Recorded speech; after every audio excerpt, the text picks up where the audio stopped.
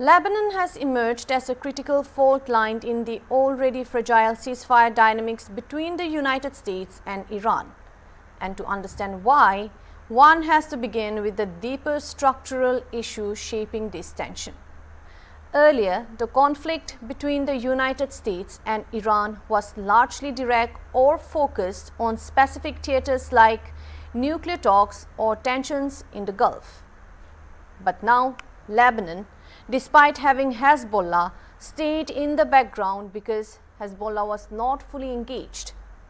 To understand why Lebanon is now becoming such a sticking point, we have to look at how Iran actually operates beyond its borders, especially through Hezbollah. With rising tensions involving Israel, Hezbollah is no longer just a passive player. There is a real possibility that it could open a northern front which would massively escalate the conflict.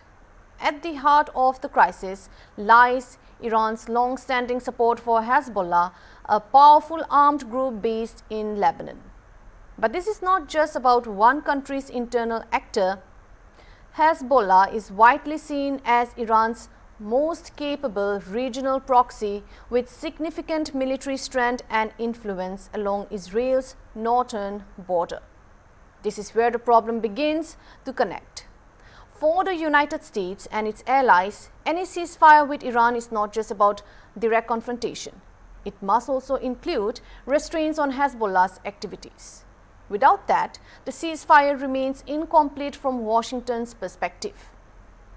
So, coming to escalation risk from Lebanon and why the core issue matters, it is because Hezbollah is deeply embedded in Lebanon yet tied to Iran. The situation quickly translates into a broader regional risk.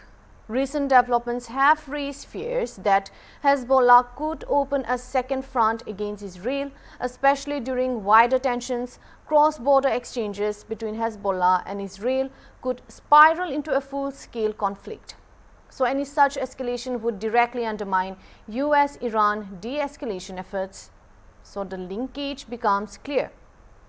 What starts as Iran's support for a regional ally evolves into an immediate security threat, turning Lebanon into a live trigger point, not just a peripheral concern.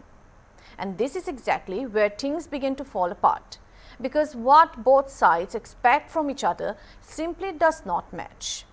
This escalating risk fits directly into the diplomatic deadlock. The United States expects Iran to rein in Hezbollah as part of any broader understanding. Iran, however, insists Hezbollah operates independently despite its support. This contradiction is crucial. It creates a fundamental trust deficit because even if Iran agrees to de-escalate directly, the US remains unconvinced that Hezbollah will follow suit. So in a sense, while negotiations may focus on nuclear issues or direct military tensions, the real test of any ceasefire lies in Iran's influence over Hezbollah. Looking at the larger picture, Lebanon tells us that this conflict is no longer limited to just two countries.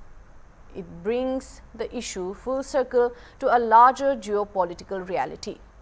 Lebanon's situation highlights that the US-Iran conflict is no longer bilateral, it has become a multi-theater confrontation. Stretching across Iraq, Syria, Gaza and Lebanon, this is the key connection. Even if a ceasefire holds at the level of nation-states, non-state actors like Hezbollah can derail it on the ground. Lebanon is not just another front, it is the testing ground of trust between the United States and Iran. As long as Hezbollah remains active and unconstrained, any ceasefire will remain fragile, making Lebanon the decisive deal breaker in regional stability.